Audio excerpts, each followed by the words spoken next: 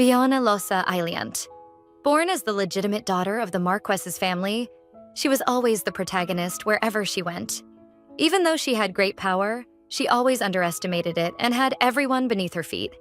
However, that was just an illusion. A foolish woman. Why did she desperately seek love?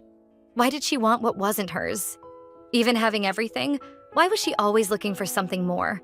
Her only thought was that if someone didn't love her, she would simply discard that person. And seeing everything as if it were a theater play, that made the protagonist never forget that they were the same person. One morning in the Marquis's house, a small hand stretches over the bed. A familiar, yet at the same time strange feeling. A room exactly as she remembered. Looking at herself in the mirror, she was sure. She recognized this face. Biana Losa Ailiant, and also Leah. That made her question. Was she the reincarnation of Bian after her death? Or was she Leah, trying to find some emotion in her monotonous life? Or maybe she was little Bian who could see a glimpse of the future. It could all be just a dream. But one thing she was sure of. She was Biana Losa Ailiant, who cursed the world as she died. But she was also Leah, who lived a peaceful life until she met her end. And now she was Bian. Little Bian, looking at herself in the mirror. Carrying the memories of two people was something strange and extremely mysterious.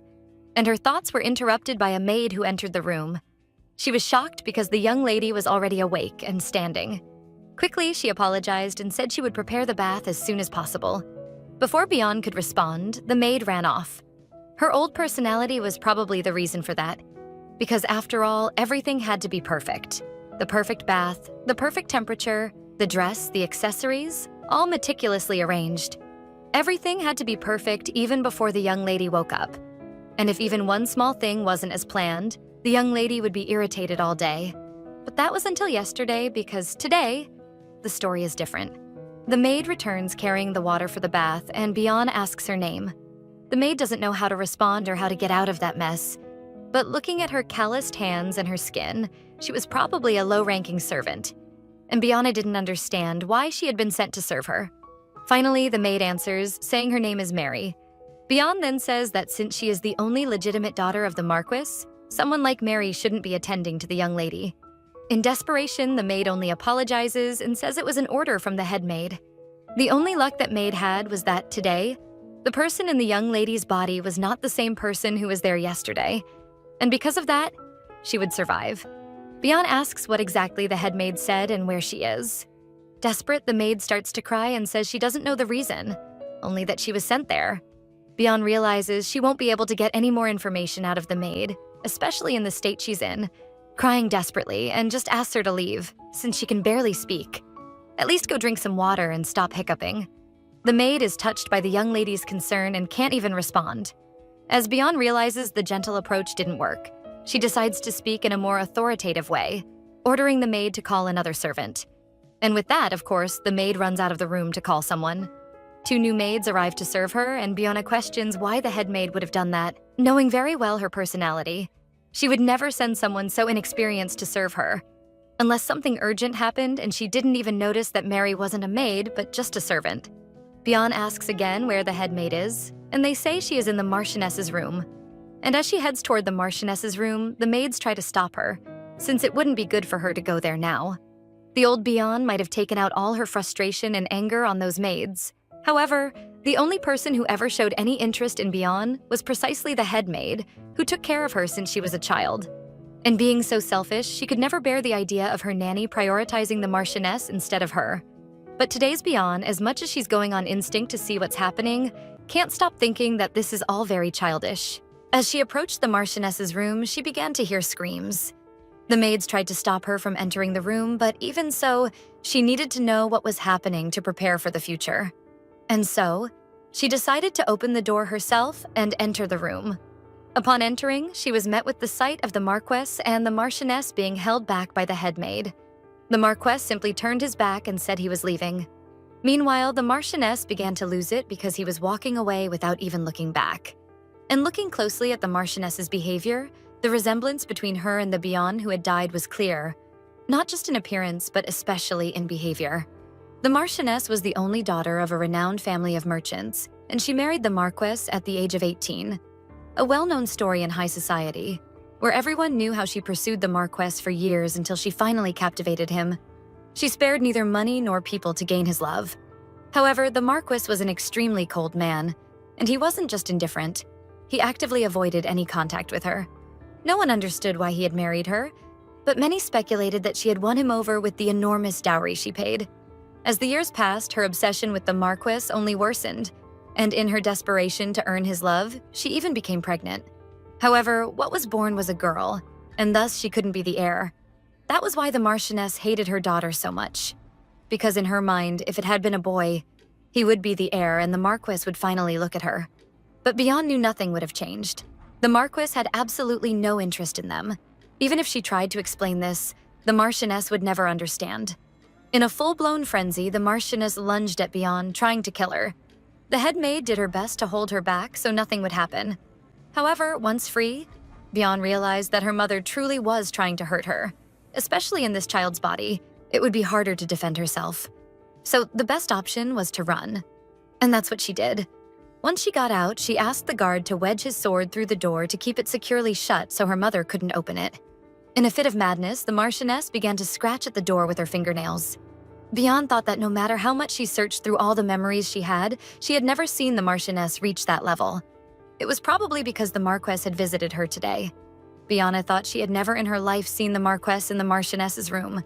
He usually posted guards in front of his office and bedrooms specifically to keep her out. And that raised a question. How exactly was Bayan born? She clearly resembled the Marchioness in appearance. However, no one from the maternal or paternal family had golden hair. Was she really the Marquess's daughter? As strange as it was, since the Marchioness was so obsessed with the Marquess, it seemed unlikely she would have an affair with another man. But her appearance truly raised doubts. So, Beyond decided to ask the Marquess directly. Whether or not she was his legitimate daughter didn't matter much. After all, she had already lived once and failed. So there was no reason to be afraid. The guard stopped her at the door and asked what exactly she was doing there. Beyond said she came to see her father, but before the guard could stop her, she simply opened the door. The butler was stunned by the sudden intrusion and asked what the young lady was doing there. Meanwhile, the Marquess only looked at her with indifference. And Beyond didn't understand how the Marchioness could have fallen in love with someone like him. She approached the desk and asked the Marquess if she was really his biological daughter. Surprised, he stopped writing and asked what she meant by that. Beyond simply said it was exactly what she asked. And he replied, asking if that answer really mattered, and that she should take her games somewhere else. She then said that maybe it wasn't something important to her now, but if she intended to reach the top in the future, it could become a problem she didn't want to face. The Marquess asked if she intended to become Empress. Of course, our protagonist is bold and responded with another question. Just by wanting to be an Empress, can someone become one? Even so, the Marquess insisted on not answering the question, and she said again that questions about bloodline can sometimes become a fatal weakness. The reason she was trying to settle this once and for all was because, in her past life, it was something she heard frequently. She really did become the Empress, but her bloodline was constantly questioned. And to make things worse, the Marquess never addressed this matter in her past life, which only fueled the public scandal and made it harder for her to gain the power she desired. Beyond tried one more time, stating that she wasn't stupid enough to walk straight into the fire while carrying her weakness. And that's why, once and for all, she needed to know if she was the legitimate daughter of House Iliant. But again, the Marquess replied that this question wasn't worth answering. Finally, the protagonist understood that, in truth, the Marquess wasn't being silent. He simply didn't answer because he had never doubted that she truly was his daughter. As he had always been a man of few words and fewer expressions, she and everyone else completely misinterpreted his silence. And in truth, all this time, the only thing tormenting her in the past were her own insecurities. And so, she finally received her confirmation that she really was his daughter. The Marquess was surprised to see Bonnie smiling, but at the same time, he looked slightly angry. At least now we know he has some kind of expression. Answering the question the Marquess had asked earlier, Bonnie continued the conversation, saying that he asked if she wanted to become Empress, and in truth, among all the unmarried women in the Empire, how many don't dream of becoming the Empress?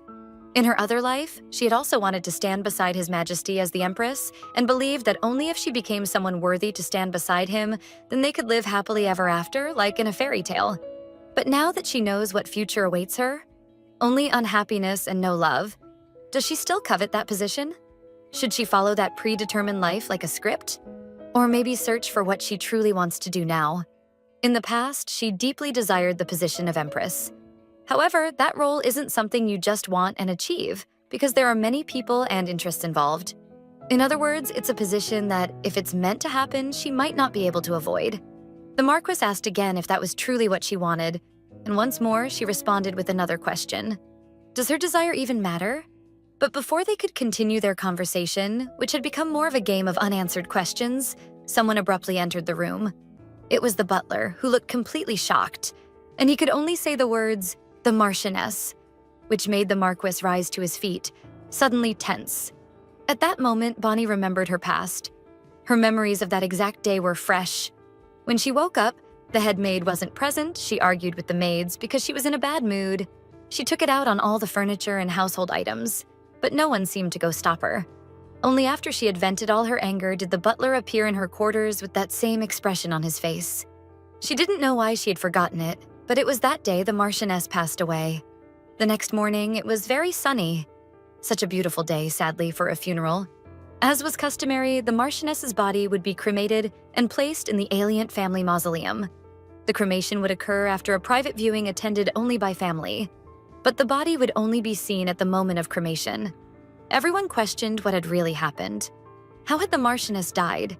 And since the Marquess had said nothing, perhaps it hadn't been an illness. The only thing people seemed interested in was seeing how they would present the Marchioness's body. Would she still look beautiful, even in death? Which was entirely vulgar and inappropriate for such a setting. However, before the coffin was even opened, the Marquess stepped forward and placed a flower on top.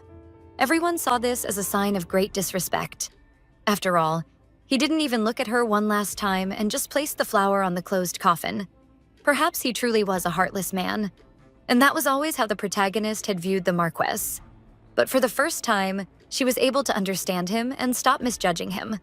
In her past life, when she didn't understand much and believed it was just his indifference, with all those rumors being heard by them, she had gotten very upset during the funeral and stormed out. And of course, he hadn't stopped her. Even now, she believed he wouldn't stop her either. But this time, she understood his silence. The truth was that the Marchioness had taken her own life. While the maids weren't watching, she threw herself from the 3rd floor of the mansion. And since mansions were quite different from those in the modern world, that was a significant height. Funerals where the bodies were not shown were only done in cases of contagious diseases, or when the body was so disfigured it couldn't be viewed. But even in those cases, an explanation had to be given, because suicide was a taboo in that empire. Those who took their own lives were not given farewells or blessings for their next life. As the Marquess, he ordered silence. The cause of death never became public. Even in her previous life, the protagonist never knew how her mother truly died. And so, just like in her past life, it would forever be recorded that the Marchioness died a natural death. And that was a gesture of kindness from the Marquess, even if it appeared as indifference to others. Out of respect, he kept the coffin closed, placing the flower on top. Beyond did the same and placed her flower next to the Marquess's. Before she could step away from the coffin, a man who had also come to pay his respects stood behind her. This was Count Pison, the Marchioness's father and also Bionne's grandfather. Trembling, he also placed a flower on the coffin. The protagonist understood that at that moment, he was one of the people feeling the loss of his own daughter the most. As the Count stood up, he lost his balance and nearly fell, but his bodyguard helped him remain standing. Before they could leave, the bodyguard simply stared at Bionne, and she didn't quite understand why, nor did she remember him from her past life. She thought that since he was staring so intensely, he would say something, but he just turned and kept walking. That left her a bit embarrassed, because it felt like something that only happened inside her head. Still, that feeling of familiarity lingered. The Marchioness's funeral lasted about 3 days, and on the final day, the body was sent to the crematorium to finally turn to ashes. Bionne remembered that when she was younger, in her previous life, and even before she reincarnated in this one, there were moments when she truly desired her mother's love. She tried to change her behavior, be cuter, even act like a boy, but her mother never showed any interest in her daughter. The only person the Marchioness had eyes for was the Marquess. The protagonist even wondered if maybe she resembled the Marquess in some way. Perhaps then her mother would have looked at her more. None of that matters now. She will never get those answers. And with the Marchioness out of the picture, the Marquis will have to find a new wife. Because after all, he only has a daughter, and a woman cannot inherit the title of Marquis. But thinking back to her past life, up until the day she regressed, she didn't remember the Marquis ever taking a new wife. Maybe that meant he didn't hate the Marchioness as much as it seemed. Or at least, she hoped so. Maybe her mother would find peace in her next life, if the man she truly loved didn't hate her. The Marquis handed the Marchioness's ashes to Bonnie, cut a lock of his hair, cut a lock of hers as part of the final ritual. All people directly tied by blood were supposed to place a piece of their hair into the urn with the ashes, symbolizing a connection even after death. Normally, Count Pison's hair should have also been included. However, because he had been in shock on the first day, that hadn't happened. A woman was waiting outside the crematorium, saying at least she wasn't that late. It was the Countess of Pison, Bonnie's grandmother, although she had never truly considered her as such.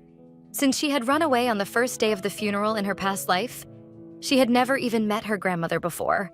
There had been no need for them to meet, because in truth, they had no blood relation. The Countess of Pison had once been a commoner before marrying the Count, so there was no blood connection between them. The Countess came precisely to deliver a lock of her husband's hair, the Marchioness's father, because he would have been very upset to know he hadn't been part of the final rite. The Marquis accepted it, placed the hair into the urn along with the ashes, and sealed it. The Marquis, holding the ashes, simply left. When Bonnie went to follow him, the Countess called out to her, asking if she wouldn't like to see the Count. After all, he would love to see her. Bonnie didn't really believe that. How could he want to see her if even when she was born, he barely spent time in the capital? And after the Marchioness went mad, he never visited their mansion again. She then decided to ask why the Count would want to see her. And the Countess replied that it was because she was his only blood relative. In her past life, Bonnie remembered that shortly after the Marchioness passed away, the Count was so shaken that he too passed away a few days later. A small part of his fortune was inherited by her, but the majority was left to the Countess. Since she was of humble origin, everyone suspected that perhaps she had killed the Count for money. Even Bonnie's nanny constantly told her to accuse the Countess in court. Because of Bonnie's testimony, the Countess faced several accusations, and while being interrogated by the tribunal, she suffered a miscarriage, as she had been pregnant when the Count died. Returning to the conversation with the Countess, Bonnie said she wasn't the Count's only blood relative. Naturally, the Countess denied it and insisted that she was. So Bonnie asked what then was the child the Countess was carrying in her belly? Was it not of Pison blood? Thinking back, Bonnie remembered that the Count died 2 months after this date, so the Countess might not even be aware of her own pregnancy. She told the Countess to calm down, because being stressed would do no good for the baby. She didn't have to believe Bonnie's words.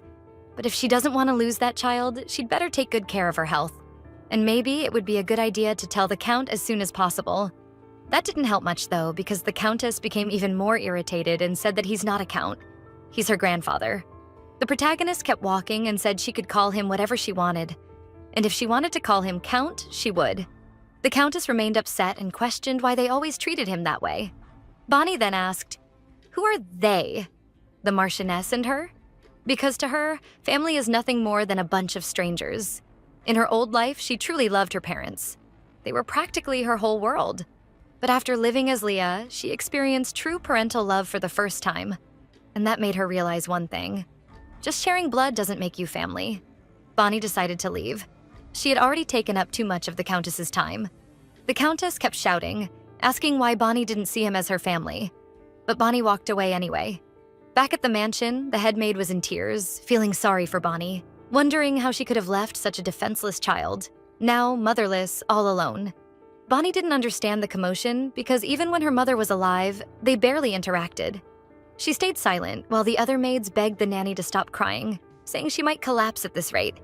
And who would take care of the young lady if not her? Even with all the maids talking, Bonnie eventually fell asleep. However, she began to hear voices growing louder. It seemed like someone was trying to enter her room. It was the Countess, trying to speak to Bonnie again.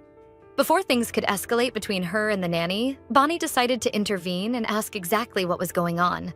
She said she had been trying to rest, but since the Countess had come all the way there, she might as well come in already.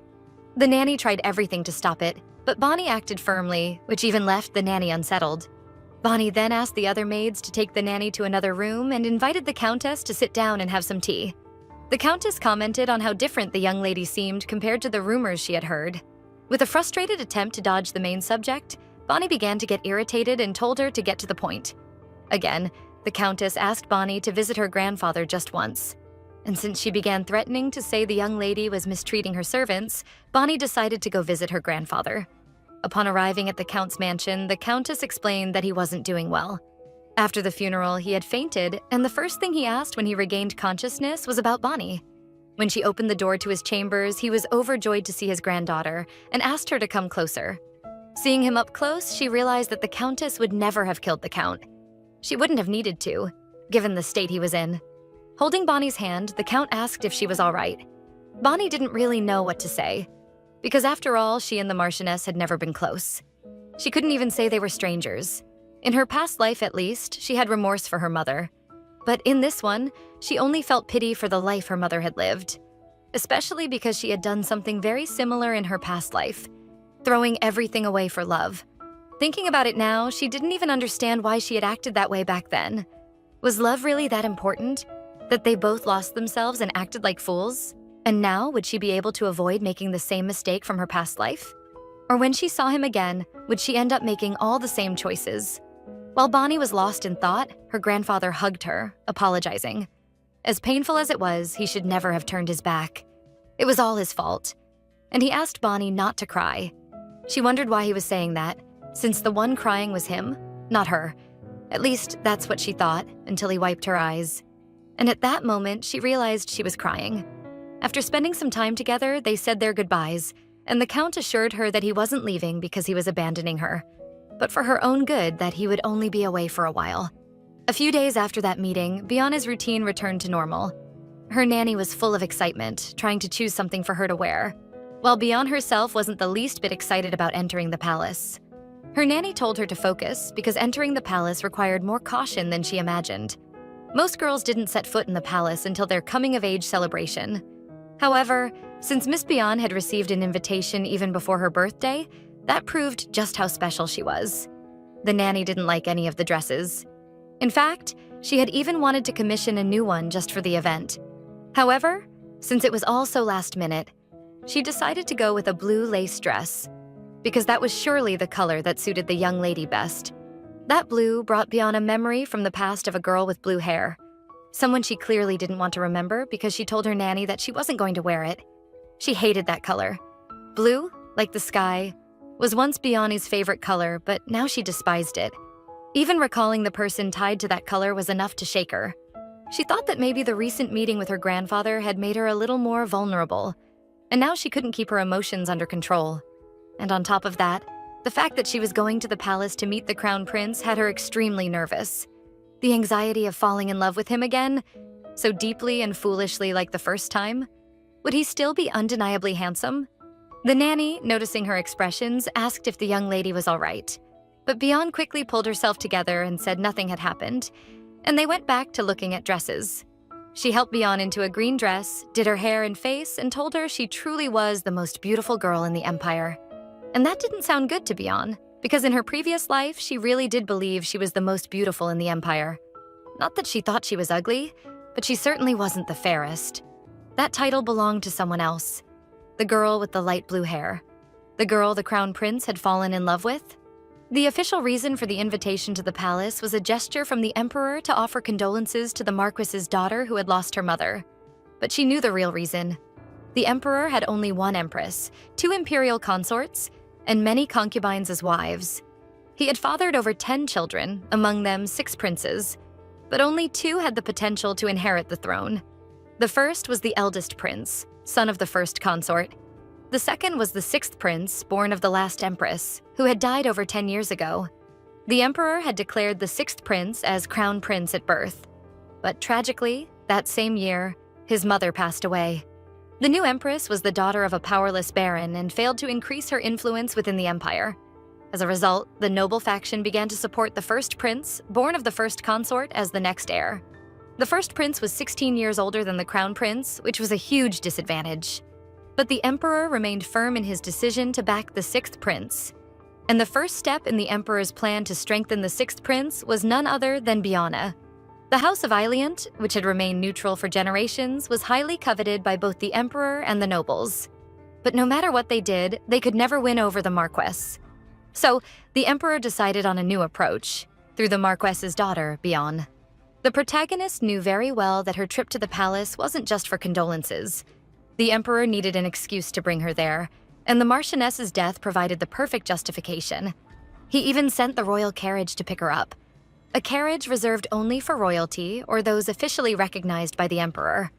That alone made his intentions clear to everyone. Once again, Bian was walking down the path of fate, afraid of her own feelings when seeing the Crown Prince again. Even though she was now someone new, someone with more experience from her past lives, she had to keep her heart strong to overcome the reckless love that Bian once had for the Crown Prince, and stay sane to carry out her plan. Inside the carriage, on the way to the palace, the Marquess, for the first time, unlike in the past, spoke to Bian, asking if she really wanted to become Empress like all the others. As always, those two could only speak in sharp words. Bian merely asked if her opinion even mattered in this case. And the Marquess, with his own bite, replied that if it didn't, he wouldn't be asking. Even so, the protagonist questioned why he was worried about her now. He had never done that before. He simply said that he was concerned because this was about her. Bian remembered that in her past life, her father never cared about her. Not even when she became the Crown Princess, or even the Empress. He never once asked if that was what she wanted. But since he was acting differently now, maybe it was time for her to change too. She asked what would happen if she didn't want to be Empress. If her will was not to be the Empress, would she really be allowed to follow it? In the Emperor's mind, that was already clear. Bian would be the Crown Princess. Unless she had some major disqualification, which wasn't going to happen, she would inevitably become the Crown Princess. The Crown Prince never chose her out of love, but because of the power behind her. Even the Emperor had no other option but Bian. She was the perfect candidate to be the next Crown Princess and future Empress. She decided to question her father again. If she had no interest in becoming Empress, would all of this simply disappear and never happen? Finally, the Marquess said that would be very difficult. That irritated her a little, because if he knew it would be difficult, why even bother asking in the first place? At that moment, they arrived at the Imperial Palace. The Marquess stepped out first to help her down, and as he offered his hand, he said that although it would be difficult, it wasn't impossible. Look at that. It seemed the ice-cold heart was melting, and he was starting to worry about his daughter. Bian accepted his hand to step down and wondered, what did the Marquess mean by that? Not impossible? Did it mean he would help her? Or was it something else she didn't understand? She truly had no idea what the Marquess was thinking. Upon arriving at the palace, the two were announced before the Emperor, who asked them to enter the chamber. Bian was still nervous to be back in this place, a place she knew very well, both the audience hall and the palace itself. And soon she would likely see him for the first time in this life. Both Bian and Marquess Gabriel introduced themselves to the Emperor. The Emperor greeted them with the widest smile, saying it was incredible how Bian looked just like her father. But she didn't remember him saying that in her past life. He always laughed, yes, but back then she hardly knew how to introduce herself. The Emperor praised her again and asked her to come closer. She looked to the Marquess for approval, and he nodded. As she stepped forward, the Emperor asked her age, and Bian replied that she would be turning 11 this year.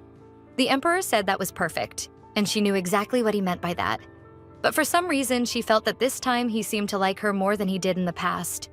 That good energy didn't last long, though. The guards announced the arrival of the Crown Prince. Bian was afraid to look at him, afraid of feeling all those emotions again and destroying herself over this foolish love. Or maybe this time, his presence wouldn't mean anything at all. The prince seemed very pleased to see them and offered his condolences to the Emperor. His appearance was much younger than she remembered, but that made sense. He was only 14 now, and in her memories, he had been much older. Still, both then and now, he truly had a beautiful face. Gracefully, Bian introduced herself to the Crown Prince, and he was impressed by her manners. The Emperor asked him to come closer as well and remarked that they truly looked like a perfect match. He asked if the Marquess didn't think the same, but the Marquess didn't reply. So the Emperor turned to his advisor, who said the two looked wonderful together, that they even resembled a pair of wings on a bird. It was the first time the protagonist had seen this side of the Emperor. She didn't know if he had always been this way, or if she had just been too preoccupied, paying attention only to the Crown Prince. The advisor reminded him it was time to attend the court session. The Emperor kept complimenting Bian, saying he had probably lost track of time talking to such a delightful young lady, and that it would be a shame to let her leave so quickly. He suggested she stay in the garden for a while since it was in full bloom. The protagonist quickly realized this had all been planned. They had everything arranged even before she arrived. The emperor advised Biana to wait in the garden while her father went to the court session. Even though she didn't want to go, she couldn't disobey the emperor. He also asked the crown prince to help her find her way around the palace and escort her to the garden. The crown prince agreed and offered his hand to Biana. As he extended his hand, hers was clearly trembling, because this part was exactly the same as in her past life. But the only difference was, in her past life, the tremble came from nervousness about spending time with him. Today, it was a tremble of fear of the person she might become. They walked together and arrived at the garden of Iapeside Palace, the crown princess's palace, which now stood empty. The protagonist couldn't help but notice how identical everything felt to her previous life.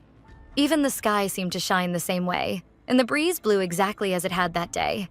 It was as if the gods were making a joke of her situation, because at that exact moment, a stronger gust of wind blew, sending white petals fluttering around the crown prince, turning his silver hair into a perfect match for the scene.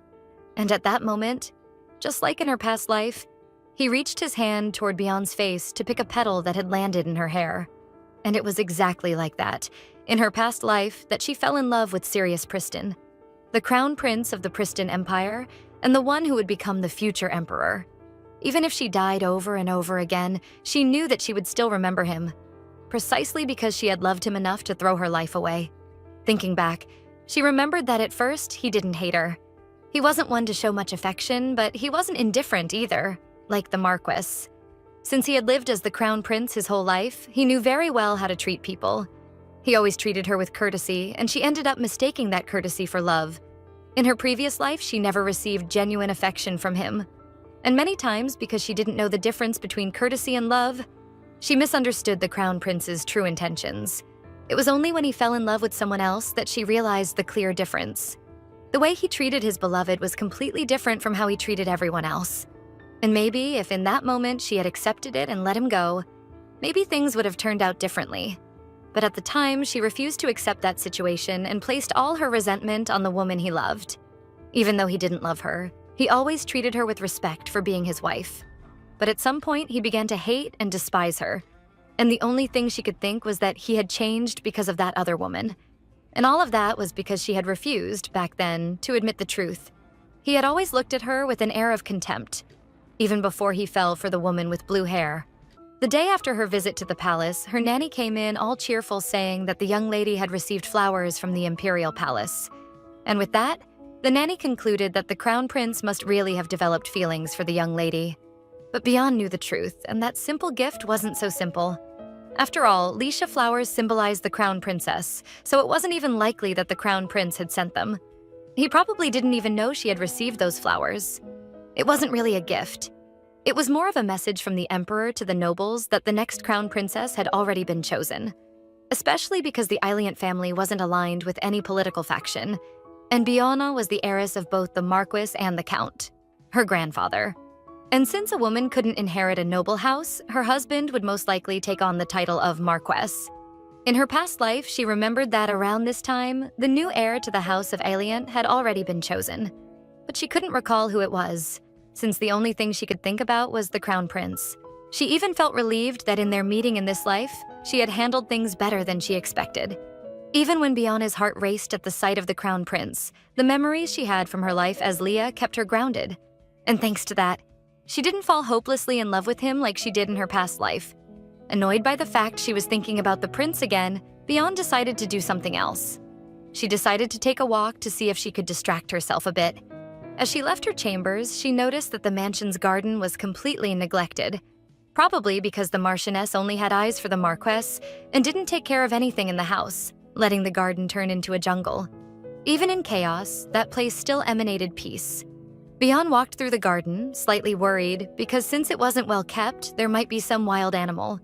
She hoped not, because she wanted to turn that place into a retreat where she could find peace. But even before finishing her thought, she heard a noise coming from a nearby bush.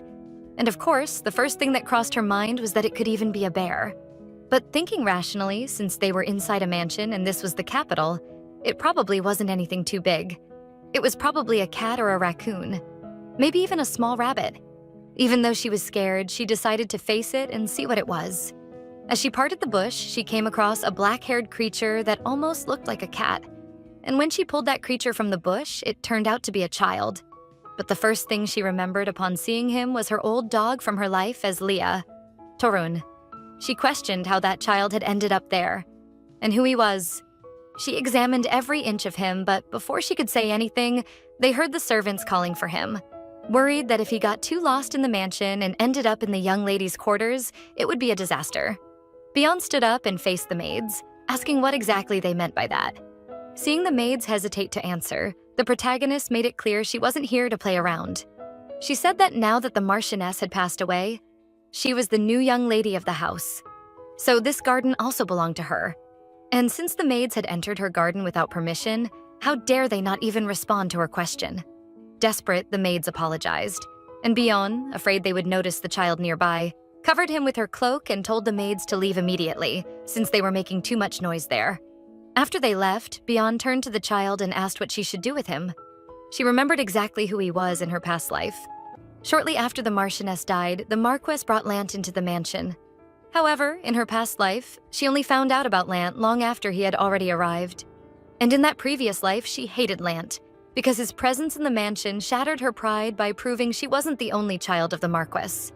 Especially because Lant looked far more like the Marquess than she did. Anyone could tell they were father and son just by looking. In her mind back then, while she and the Marchioness were neglected, the Marquess simply brought an outsider child into their home. From the day she found out about him until the day she left for the palace, she tormented Lant every single day and ordered the maids to do the same. And since no one stopped her, and many even encouraged her behavior, she tormented him more and more. And Lant endured all the cruelty in silence. Even when it was the servants bullying him, he never spoke back. He just stared at them. And that made her remember the Marquess even more, because of his silence. And that made her angrier each time, because all the hatred she had for the Marquess, she took out on Lant. And since not even the Marquess seemed to care about the cruelty she inflicted, Lant's only option was to suffer quietly. Strangely, in her past life, even though Lant was the only heir to House Eiliant, the Marquess never spoke about succession. The House of Eiliant had always struggled with low birth rates. She had heard the Marquess once had a younger brother, but he died very young. Still, she never understood why.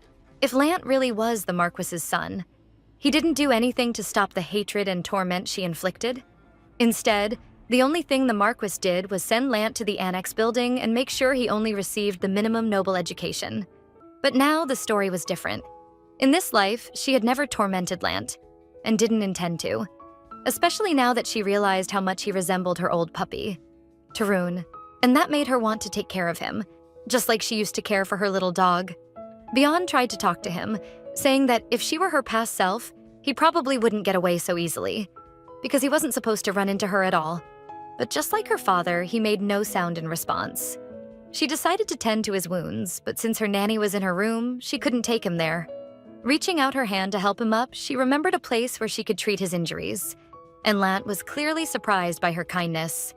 In her past life, Lant was 4 years younger than her. But because she only saw him much later back then, he had already grown taller than the Marquess. It was amazing to see this little puppy who would become that strong and tall man. As they walked through the overgrown garden unnoticed, the maids were still searching for Lant frantically. Bione noticed how hard he was trying to avoid them. He seemed a little afraid. Then she heard one of the maids losing her patience, saying that if she caught him, he'd be in big trouble. The protagonist realized that Lant had probably already been mistreated by the maids even before she started tormenting him in her past life. But it didn't make sense. If he looked so much like the Marquess, why were the maids treating him like that? He didn't seem like a troublemaker. He just stood there quietly, trembling. Something was very wrong in that mansion, and Bion decided she would get to the bottom of it. Since the Marquess rarely involved himself in household affairs, the butler and the head maid had ended up ruling everything, especially since all the house servants were under her nanny's supervision. After crossing the entire mansion, Bion knocked on a door. Now, you might be wondering, where exactly was she taking this child to treat him without anyone finding out? Where did she go? To the Marquess's office. Yes, seriously, she took him there. Everyone was stunned. The butler didn't know why they had come, and neither did the Marquess. and Beyond simply sat down and asked the butler to bring bandages immediately. Beyond noticed that the Marquess had been paying closer attention to her since their last conversation, and that was something quite different from how things were in her past life. The butler arrived with the bandages and said that all the wounds on the boy's hands looked more like scratches from something sharp, and that his cheeks were clearly red and swollen. Someone had probably hit him. The protagonist realized it might have happened when she pulled him out of the bushes, and to avoid any problems, she decided to tell the truth about his cheeks. She explained that she had pulled him by the cheeks when she found him in the bushes and had accidentally left those marks. His skin was probably very sensitive, and someone should be more careful so that it wouldn't happen again. She then asked that, as soon as the butler finished tending to the wounds, he should bring a cake to her room. And before leaving, she instructed that the boy should go to her room together with the cake. Later, in her quarters, Lant was moved by all the delicious food. She told him to go ahead and eat. Without hesitation, he reached out with his hands and grabbed the cake, starting to eat. At that moment, he heard the maids commenting about him. How vulgar. He really can't hide his origins. Why is the young lady even eating with someone like that? Beyond realized that it would have been fine if she were the one tormenting him, but she didn't appreciate the maids doing it, so she asked them to leave.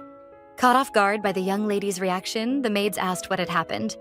That's when Beyond decided to show her claws again, asking if the maids were now in the habit of questioning their masters, and that if words weren't enough, perhaps she should demonstrate with actions.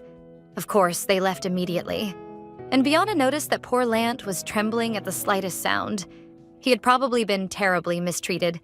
Even though in this life she had decided not to form bonds with anyone, she realized it would be hard to ignore him.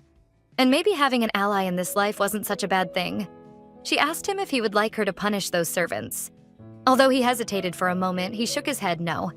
Beyond asked why not, especially since they had laughed at him.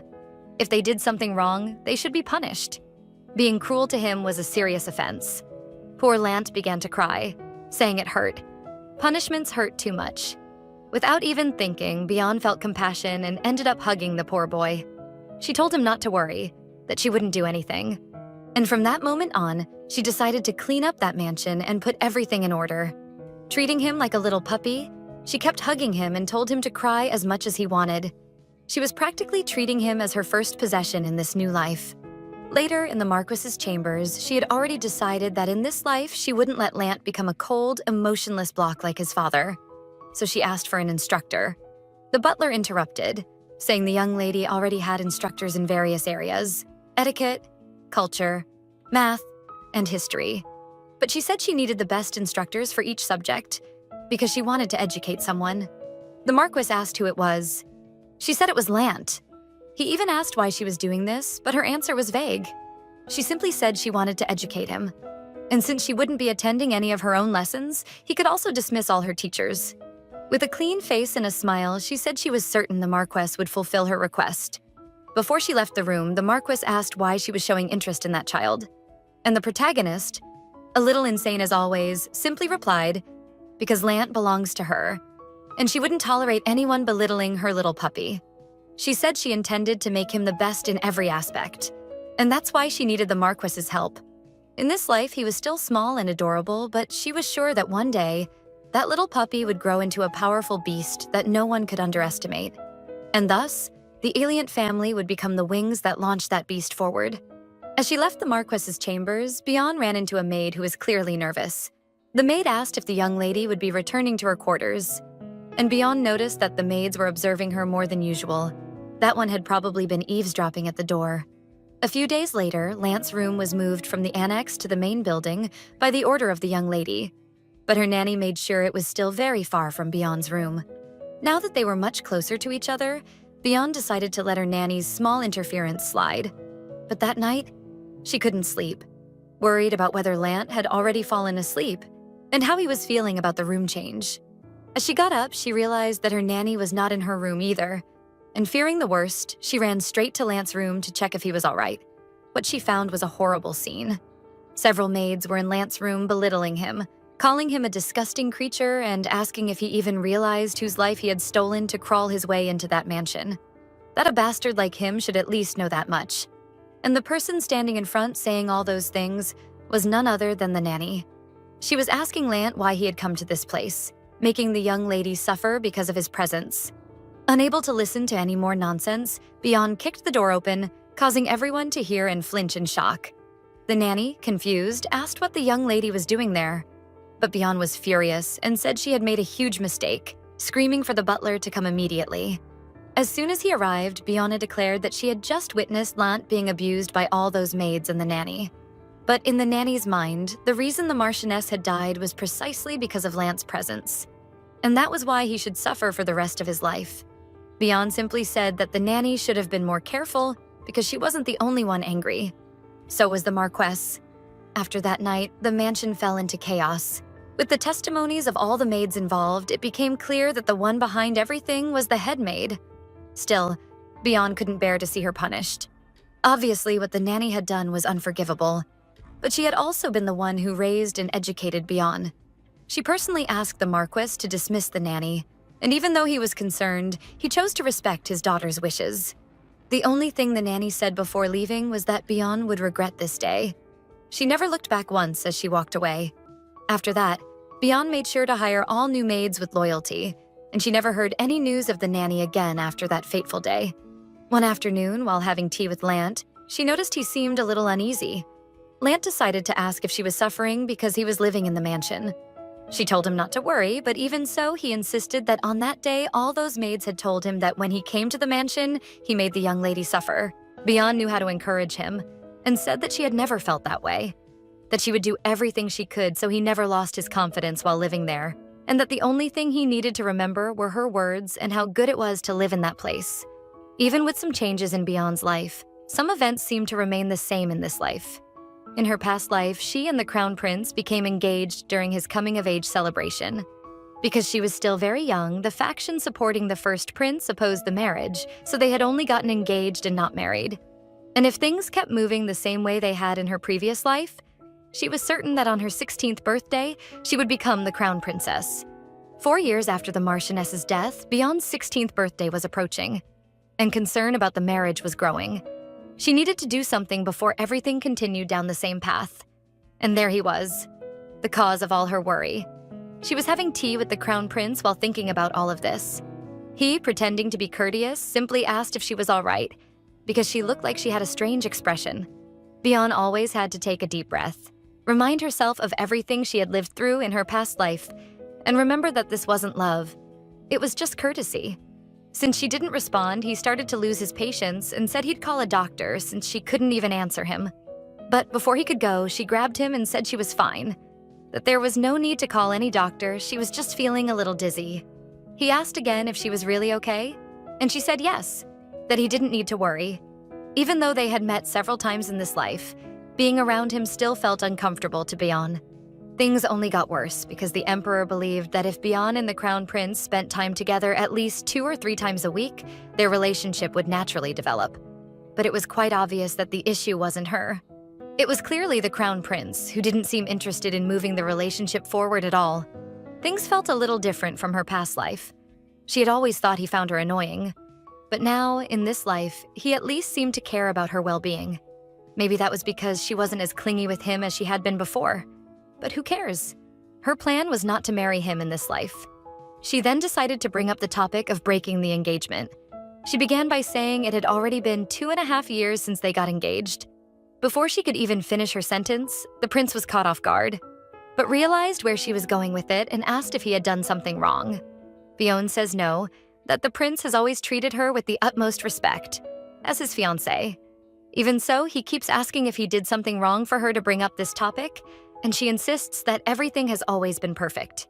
He then asks if spending time with him is uncomfortable for her. At that moment, he's looking at her in the way she remembers from her past life. But she gathers her courage and replies with a question. If I say yes, can we avoid these meetings? He simply laughs, and she also knows this would be difficult for him too. But he replies that since he is her fiancé, they should meet. Finally, the real focus of the conversation arrives, when Bione says that any engagement can be broken. This makes him begin to lose his patience and ask if she truly wants to end their engagement. And Bione says yes, that she would like to end it since she doesn't love him. He simply bursts into laughter at her response and says he didn't know she was such an incredible person, that she has an impressive talent for catching people off guard.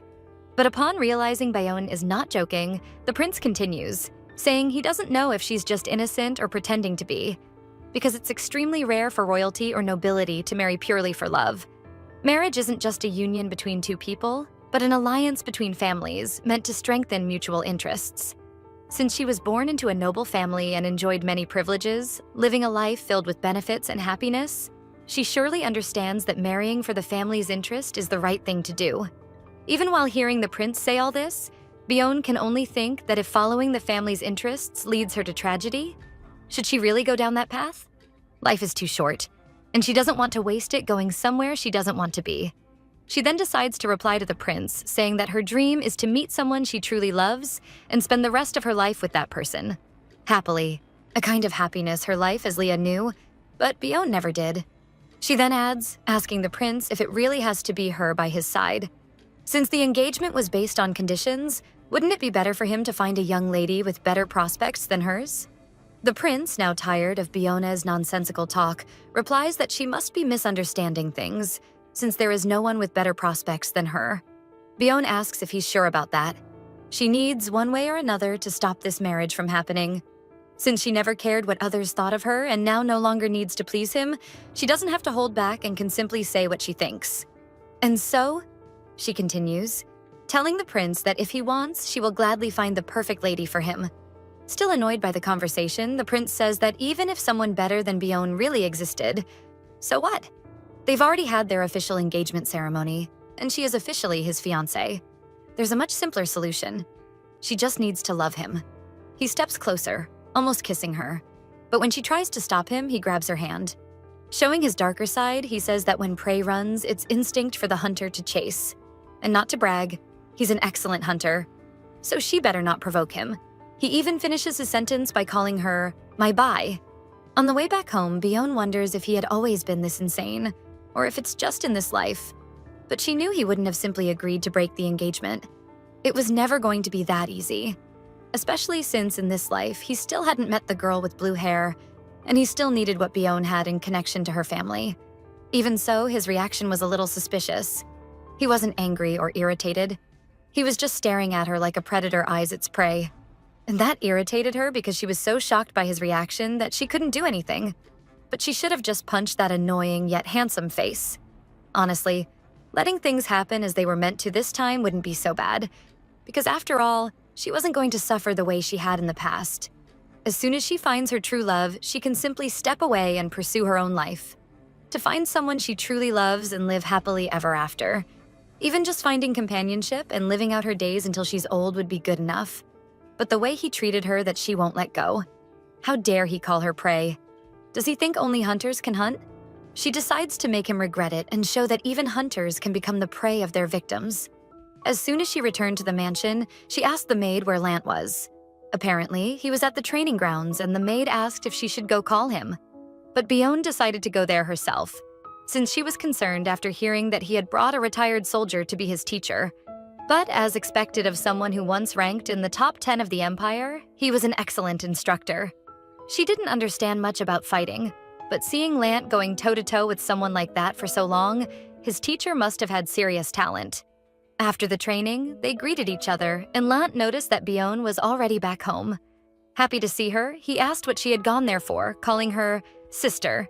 At that moment, Beon continued treating him like her little puppy and told him not to call her that. Just because he was a little older didn't mean he could start ignoring her words, since her words were law. And the poor guy seemed completely smitten, or maybe just pitiful. He noticed she wasn't acting like usual and asked if something had happened at the palace. She said yes, that she had been bitten by a mad dog who probably had rabies. Worried, Lant asked how there could be a dog in the palace and if she was hurt. Without saying anything, she simply hugged him. He got flustered, saying he had just trained and probably smelled like sweat. But she told him no, that she could only smell the scent of warm sunlight. Lant was the most comforting person Beon knew, and that's why she wanted things to stay just the way they were. But before she could even recharge her energy on her little puppy, a maid appeared saying she had terrible news. Her grandfather, Count Piso, was in very poor health. After the day they had last parted, she wasn't sure if it was just a coincidence, but it was the exact same day he had died in her past life. The day he came to visit her, 2 months later. He had moved to a mansion close to hers, and because of that, he often came to visit. It was as if he were trying to make up for lost time with her. But for some reason, his body remained very fragile, and so everyone around him had been preparing for the inevitable. And that day had likely come. When she arrived at the Count's mansion, she found Elle, the Count's daughter, Ariel, and now also her aunt. A bit confusing, right? Because of the ages and all, but that's how it was. Bion asked why she was there alone, that she shouldn't be wandering around. But Elle said she wanted to go into her father's room. Even though she knew Elle really wanted to see him, Bion was worried about letting her go in and witness something painful. From inside the room came someone she already recognized. Evan, the successor of Count Piso. The information about Evan Pinson had always been a mystery, even in her past life. No one knew his nationality, who his parents were. Nothing had ever been revealed. Because of that, the Pinson family had always been suspicious of him and had opposed him becoming the heir. Still, according to the Count's wishes, he inherited the title of Count of Pinson. And after that, the Pinson family became far wealthier, entering its golden age. They were merchants, and many noblewomen loved to show off the items they had bought from the Pinsons.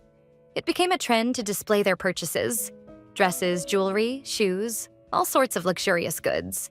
Because of the impression Bion had of him, and the Pinsons as sellers of women's goods, she didn't expect him to be the way he was. Tall, broad-shouldered, with sharp features. He looked more like a warrior than a merchant. Elle was happy to see him and quickly ran into his arms. Bion was surprised because Elle was usually shy around strangers. If she acted like that with him, they must be very close and see each other often. He told Elle that she couldn't see her father just yet, because although he missed her terribly, he was very sick, so she had to wait just a little longer. While he comforted Elle, he looked toward the door, indicating for Bione and her father to enter and speak with the Count. The Count looked very weak, but he was happy to see Bion. Even though she was used to saying goodbye to many people, even in other lives having done it countless times, she still felt a heavy weight in her chest seeing her grandfather like that. He thanked her for coming and said he wished for her to be happy, and so he spoke his final words before passing. The Countess broke down in despair because she knew he was gone and began to cry. Bion realized that since she had reincarnated as a child, her grandfather was the first person she had truly felt was family, just like she had in her past life. His love and kindness were enough to melt all the ice and walls she had built around her heart as Bione in this life. Even though she had known he didn't have much time left, he still lived for another 4 years, unlike in the past. And for that, she was deeply grateful to have had even that extra time with him. The Marquis noticed that Bion wasn't well, and when he turned her toward him, he realized just how much she was crying. In a moment of weakness, she simply hugged her father, and he told her she could cry as much as she needed, that he would stay like that until her tears dried. Because of how cold they usually were with one another, she wanted to stop crying and pull away from that hug as soon as possible, but her tears just wouldn't stop. At the Count's funeral, the Pinson family was already fighting frantically over Evan's succession. Bion was shocked. In her past life, she had only heard about this, but now, witnessing it in person, she couldn't believe these people hadn't even shown up for the funeral, yet had the nerve to come argue about the Count's successor. She finally decided to speak up, to try and calm them down. To summarize, there were 4 beneficiaries of the Count's inheritance. His wife and daughter would receive the entire county as well as the family's territory, along with a fortune in money and treasures that would allow them to live out the rest of their lives in luxury. Just like in her past life, Bione received a small plot of land, some jewels, and a bit of money. Now, the main inheritance, which had been expected to go to Ariel's future husband, was what caused the uproar.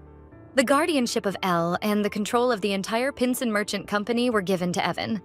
What surprised Bion in this life was that, unlike before, this time he was listed as Evan Lee, and not Evan Lee Pinson. The other relatives continued to argue. How could someone without a drop of Pinson blood inherit the entire merchant company? It made no sense. And what did they mean he would have custody? How could he be given custody of Ariel? Shouldn't it be someone older from within the family? They demanded that the Countess say something. How could she allow a complete stranger to be given custody of Ariel? But when the Countess replied that she trusted him, things only got worse. How could she trust someone more than her own family? They even began attacking the Countess's background, saying maybe Ariel wasn't even really the Count's daughter. Seeing that things weren't going to improve, Bion decided to call attention by smashing a soup pot. How dare they say that Elle, her aunt, wasn't of Pinson blood? Insinuating that her grandmother, the Countess, had cheated? Were they really saying that in front of her and the Countess?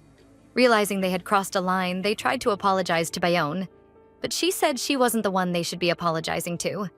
And they understood she wanted them to apologize to the Countess. Even though they were family now, they still didn't believe she was worthy of the title, especially because of her humble origins. She only became Countess by marrying the Count. But standing in front of them was Bayonne, daughter of the Marquess and a strong candidate to become the next Empress. So they couldn't simply ignore her demand. One of them tried to cover it up, saying it was just a mistake made by a young man, and everyone else tried to agree to ease the tension. But the situation was bound to remain tense, as one of the elders said that even if she was powerful, this wasn't a place for someone who hadn't even had her coming-of-age ceremony yet. She got irritated and asked for his name. He said he was Chrysoslath. And to close out their humiliation, she said she had never even heard that surname before. She thought that for someone arguing about succession, they'd at least be heirs to some noble house. But not even that was true. And she finished by saying that, young or not, unlike them, who didn't even have a middle name, she was truly a noble young lady. After all, not even he could pass down such a noble title to his son. They still try to argue, but she keeps belittling them for not being true nobles. She asks that, since people who aren't even real nobles are trying to take the Count's house and name for themselves, who should she hold responsible? Seeing that it was going nowhere and no longer wanting to hear insults, the man asks if she would be satisfied if they simply accepted Evan as the successor. But our protagonist doesn't seem willing to let it go, because she asks him who he thinks he is to accept or decide anything. When he calls her Miss again, she corrects him. Bayonne Losa Aliant. Losa isn't just a middle name, but the name of another family. Normally, noble women only receive the surname of their husband upon marriage, but there are a few exceptions. And that's when there is no other heir in the family or when the family decides to pass succession on to their daughters. And since, by imperial law, a woman cannot be the head of the family, that right of succession through the surname is transferred to her husband or to her children. Only a child cannot inherit two family names at once. That's why a child takes the surname of the father, and the inheritance of the mother's family is reflected in the middle name. So, going back to the past, what exactly does Losa mean to them? And then they remember Lossart. Lossart Riddle Peason, the name of the founder of House Pison. And since she inherited that name, she holds supreme power within the house. And right there, she decrees her will to banish them from the Pison family forever, bringing that argument, and the dangers it could pose to Ariel's future, to an end once and for all. After her grandfather's funeral, she returned to the palace a week later to meet with the crown prince. As she was being escorted by the butler through the palace, she noticed that this wasn't the path to the palace of Bezaid, the crown princess's palace where they always met. The butler explained that, according to His Majesty's orders, she was to be escorted to the palace of Bahoth. She even asked why, but the butler said he was just a servant, so he didn't know. He only followed orders. She felt a bit confused because the palace of Bahoth was the emperor's palace. When she arrived at the garden, she realized it wasn't just the crown prince there, but also his father, the emperor, who were both pleased to see her. She greeted them politely, but the emperor said there was no need for such formality, since they were much more than acquaintances now. Even the crown prince pretended to be closer, pulling out a chair for her and even calling her Bai as a nickname. And it seemed like he knew how to make Bayonne's heart skip a beat, because as soon as she sat down, he whispered near her ear. The emperor was delighted by the interaction between them, because it made it seem like they were much closer than before. Trying to avoid that, she continued responding to the emperor politely, which he didn't like much, since he wanted to be closer to Bayonne. But the crown prince said that was part of her charm, and his father would have to understand. He even started calling her Bai too, and asked when she was finally going to treat him comfortably, since soon they'd be just one family. Bayonne realized what was really happening. The crown prince had called her there because her 16th birthday was approaching, and with her coming-of-age celebration, marriage would most likely follow. The crown prince even made a point of saying that there were only 3 months left until Bayonne's birthday, so they had to start preparing everything as soon as possible. Will Bayonne follow the same path as in her past life and actually marry the crown prince? Or will she manage to find a way to sever her ties with him? Will he be different in this life and truly fall in love with her? Or will he change and despise her the moment the girl with blue hair appears again? That's it for today, folks. Hope you enjoyed it. Leave your thoughts in the comments. Don't forget to like the video and subscribe so you can keep watching the next chapters of this series. Kisses, and see you next time.